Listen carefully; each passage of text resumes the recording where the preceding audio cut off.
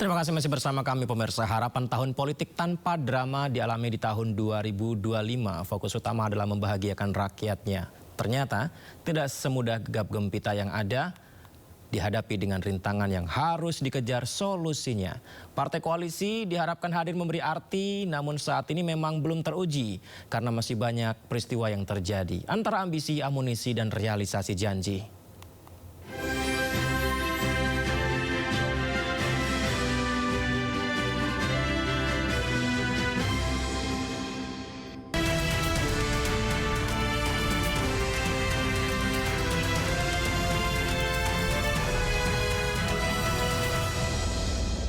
Situasi politik Indonesia 2025.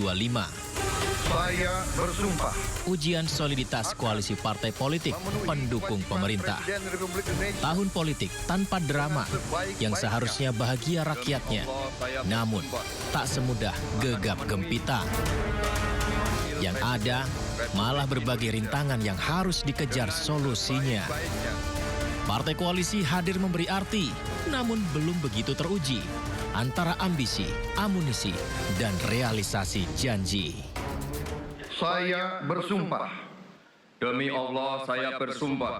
14 Februari 2024, pasangan Prabowo Subianto dan Gibran Rakabuming Raka memenangkan Pilpres Indonesia dengan perolehan suara mayoritas. Keduanya dilantik sebagai presiden dan wakil presiden pada 20 Oktober 2024. Dengan mayoritas partai koalisi, pemerintah menguasai mayoritas kursi di DPR RI, memberi modal politik yang kuat dalam menjalankan agenda nasional. Pertanyaannya, mampukah pemerintah dan partai koalisi memenuhi rakyat yang sudah terlanjur berekspektasi? Kekuatan koalisi tersebut tercermin dalam pembentukan Kabinet Merah Putih yang dilantik pada 21 Oktober 2024. Kabinet ini berisi 48 menteri dan 54 wakil menteri. Salah satu kabinet dengan jumlah terbesar dalam sejarah Indonesia. Sebelum pelantikan, banyak sekali memprediksi mungkin akan ada zakon kabinet. Namun realisasinya, sebagian besar posisi kementerian diisi oleh kader partai politik koalisi. Sementara, sebagian lainnya berasal dari kalangan profesional dan teknokrat. Apapun itu, semua bersatu dalam satu nadi, satu visi, membawa misi yang berani. Melalui programnya, pemerintah didukung partai koalisi yang berani unjuk gigi. Perjalanan yang diinginkan ternyata tak selalu seperti yang diharapkan. Implementasi yang kerap mengganjal memunculkan jalan terjal karena ada harga yang mahal untuk pemenuhan kebutuhan rakyat yang vital. Sorotan publik malah tertuju pada komunikasi dan pernyataan sejumlah pejabat kabinet dan wakil rakyat. Beberapa pernyataan menteri jadi viral dan menuai kritik luas masyarakat. Ya, pemerintah bersama wakil rakyat justru menghadapi kritik publik akibat pernyataan dan kebijakan yang dianggap tidak sejalan. Padahal ini aspirasi masyarakat yang harus dijalankan. Fenomena ini menunjukkan tingginya ekspektasi publik terhadap pejabat negara, terutama di era keterbukaan informasi dan dominasi media sosial.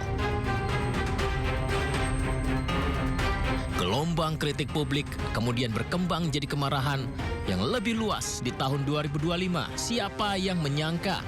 Sejumlah pernyataan anggota DPR, pernyataan pejabat negara memicu ketidakpuasan masyarakat dan puncaknya terjadi aksi unjuk rasa di berbagai daerah. Aksi demonstrasi berlangsung sejak 25 Agustus hingga awal September 2025 dengan titik utama di beberapa kota besar di Indonesia. Pada 29 Agustus 2025, beberapa aksi berubah menjadi kepanikan, ditandai dengan penentrokan antara massa dan aparat keamanan, pembakaran fasilitas umum, serta gangguan aktivitas masyarakat. Ini sempat menjadi satu momen yang serius bagi pemerintah dan partai politik. Dan bisa dikatakan ini salah satu ujian bagi partai koalisi bersama pemerintah. Dan pelajarannya bahwa Komunikasi, kebijakan, sikap pejabat publik ternyata memiliki dampak langsung terhadap stabilitas sosial dan keamanan nasional. Kepekaan terhadap perasaan masyarakat harus juga diutamakan. Merespon situasi itu, Presiden Prabowo Subianto melakukan langkah politik melalui reshuffle kabinet. Reshuffle pertama pada 19 Februari 2025 mengganti Menteri Pendidikan, Sains dan Teknologi Satrio Brojonegoro yang digantikan oleh Brian Yuliarto. Pergantian ini disebut sebagai upaya meningkatkan efektivitas dan respon kebijakan di sektor pendidikan serta riset.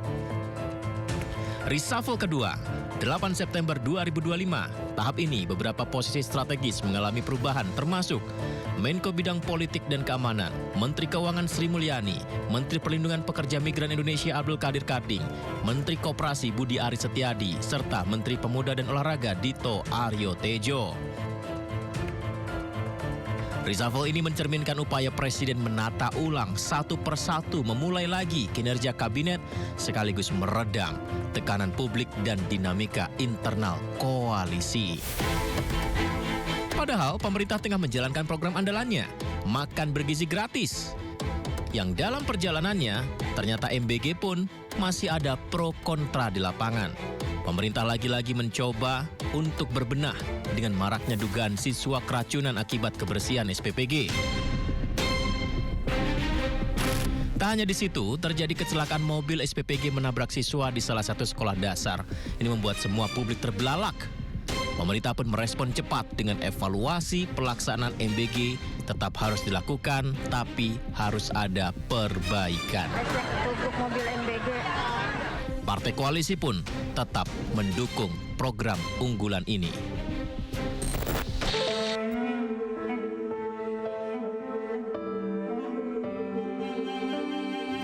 Di tengah gejolak politik nasional, Indonesia juga menghadapi ujian besar berupa bencana alam dahsyat di Pulau Sumatera.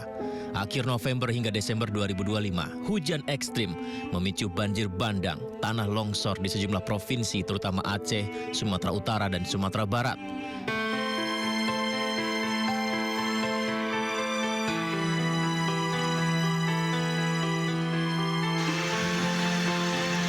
Bencana menyebabkan lebih dari 1.000 orang meninggal dunia, ratusan orang dinyatakan hilang, 5.000 orang mengalami luka-luka, dan lebih dari 3,3 juta warga terdampak dengan hampir 1 juta orang terpaksa mengungsi akibat rusaknya permukiman dan infrastruktur.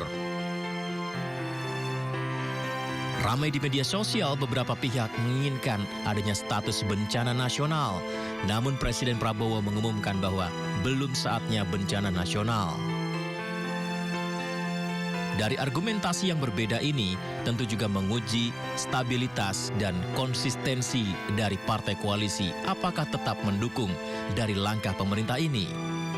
Di luar daripada itu, Presiden Prabowo Subianto memerintahkan penanganan darurat nasional. Pemerintah pusat mengerahkan TNI, Polri, BNPB, serta sejumlah kementerian terkait untuk evakuasi, distribusi, logistik, dan pemulihan infrastruktur. Sejumlah menteri turun langsung ke lokasi bencana sebagai bentuk tanggung jawab negara terhadap korban di sana.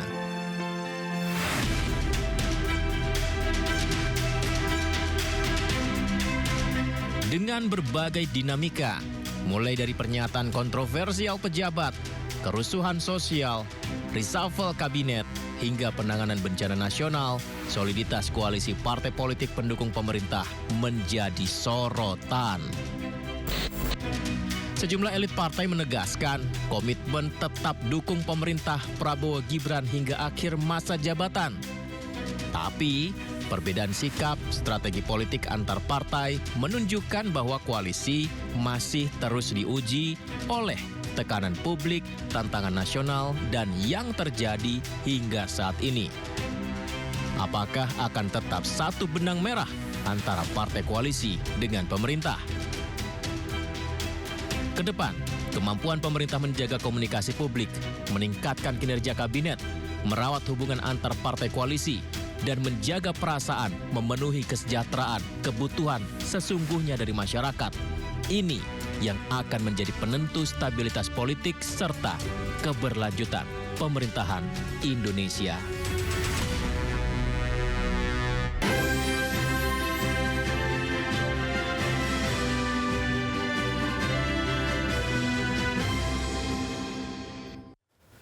Pemirsa, usai sudah Sindo Prime hari ini, jangan lupa Anda bisa dapatkan informasi terkini terbaru di kanal YouTube kami Sindo News atau melalui portal yang menghadirkan berita daerah nasional internasional di sindonews.com. Yudi Handayani pamit, terima kasih banyak pemirsa, sehat selalu untuk Anda. Mari kita doakan Indonesia semakin sejahtera, bahagia rakyatnya. Sampai jumpa.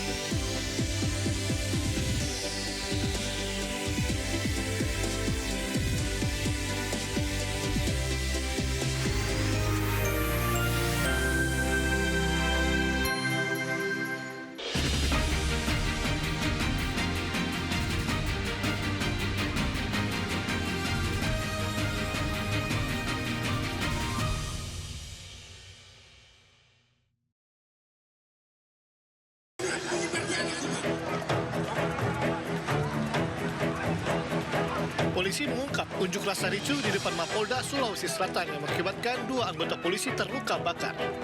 Dalam unjuk rasa 9 Desember lalu itu, kelompok yang mengatasnamakan mahasiswa asal Tanah